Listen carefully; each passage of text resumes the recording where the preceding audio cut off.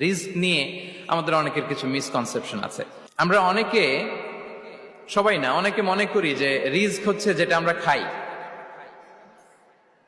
যেটা আমরা খাই এটা রিজিক, অথবা যে অর্থ আমরা উপার্জন করি এটা রিজিক। আমাদের অনেকের ধারণা, আসলে রিজিকের ব্যাপারে আমাদের ধারণাটা পূর্ণাঙ্গ নয়, এর বাইরেও অনেক কিছু আছে।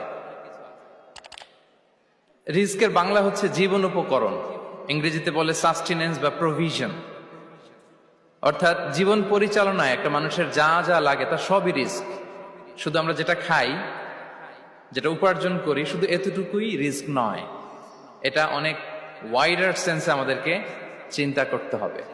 আমরা আমাদের পুরো জীবন জুড়ে যা পাই, যা খাই, যা অর্জন করি, যেটা লাভে ধন্য হই, সবটাই রিস্ক।